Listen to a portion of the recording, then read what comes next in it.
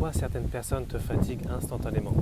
Tu rentres chez toi après avoir vu quelqu'un, t'as rien fait de physique, la conversation était normale, pas de dispute, pas de drame, mais t'es épuisé, complètement à plat, comme si on t'avait vidé de l'intérieur.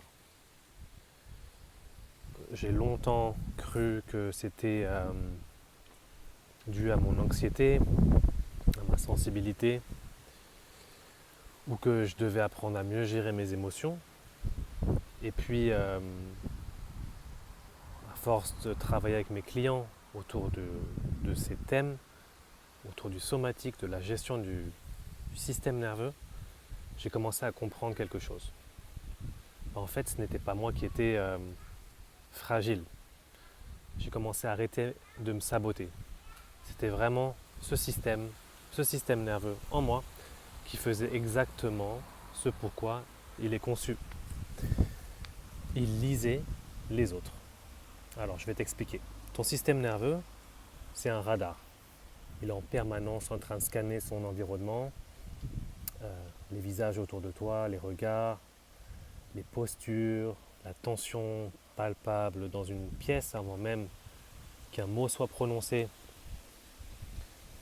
Ce n'est pas, on peut l'appeler de l'intuition, mais c'est plus précis que ça. C'est vraiment neurobiologique. On appelle ça la neuroception.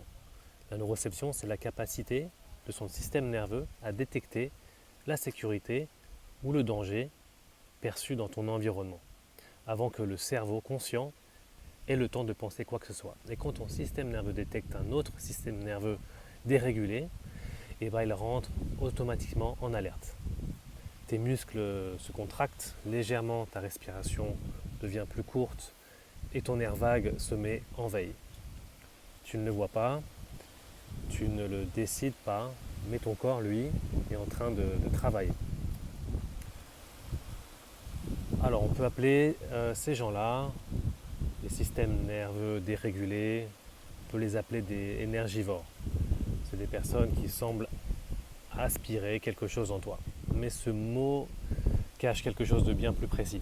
La plupart du temps, ce sont des gens, en fait, ce ne sont pas des gens malveillants.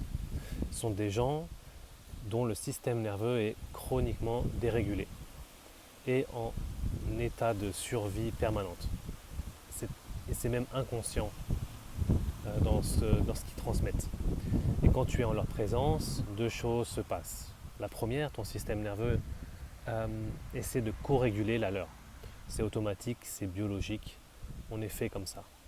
Comme deux diapasons dans la même pièce, sauf que si l'autre est en surcharge, c'est toi qui absorbe et c'est toi qui trinque.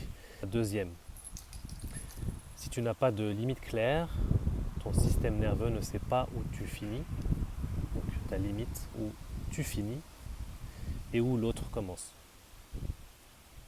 Il traite cette surcharge comme la tienne. Et c'est là que l'épuisement arrive. On parle beaucoup de limites comme un outil psychologique.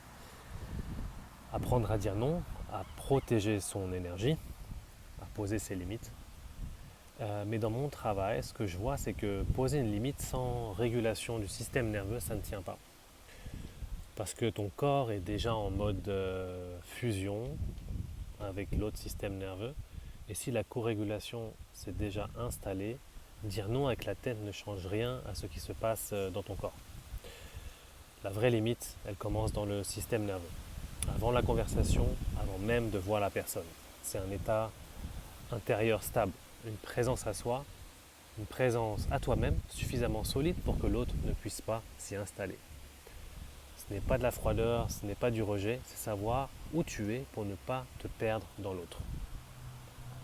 Avant de voir quelqu'un qui t'épuise, prends 30 secondes, debout, les pieds bien ancrés au sol et sans le poids du corps. Ta respiration et l'espace autour de toi. Reviens à toi avant d'entrer dans l'espace de l'autre. 2. Pendant la conversation, note ce qui se passe dans ton corps. Est-ce que ta respiration change? Est-ce que quelque chose se contracte? Est-ce que tu sens une fatigue arriver? Ce sont des signaux. 3. Après, c'est la décharge. Tu prends 30 secondes dehors, prends l'air, crée un mouvement de secousse, une expiration longue, va courir, marque physiquement la fin du contact. Ton système nerveux a besoin de savoir quand c'est terminé. Et cette fatigue, après certaines personnes, ce n'est pas un défaut de caractère, encore une fois, ce n'est pas de la faiblesse. C'est un système nerveux qui a absorbé quelque chose qui ne lui appartenait pas. Et la question n'est pas comment éviter ces gens, c'est comment rester suffisamment présent à toi-même pour ne pas disparaître en leur présence. Parce que tu peux être là pour quelqu'un, vraiment là, sans te perdre. C'est ça la vraie limite, pas un mur, un ancrage.